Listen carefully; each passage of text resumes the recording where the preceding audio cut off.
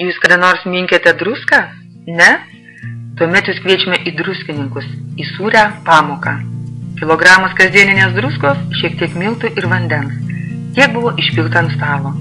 Gautoje sūrioje masėje įspaudėme savo dukros delną. Tai buvo mūsų šeimos sūraus eksperimento startas.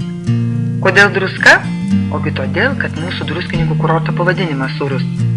Sūrus mineraliniai šaltiniai prieš milijonus metų išryškę prie Nemuno davė pradžią mūsų kurortui.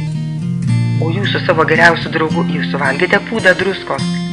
Ar žinote, kiek tai yra? O ar teko liesti skulptūras iš druskos luito?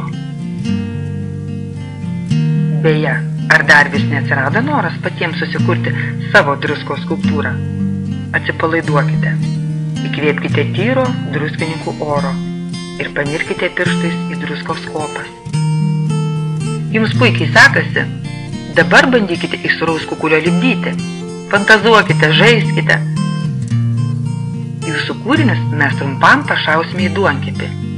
Dabar jau kietame druskos gabalėlyje bandykite įžiūrėti formą, bundančią savo druskos skulptūrą. Pašalinkite nereikalingas detalės ir jūs jau turite savo pirmąjį sūrų kūrinį. Sūrioje pamokoje jau dalyvavo daugybė svečių iš viso margo pasaulio. Kviečiame ir jūs.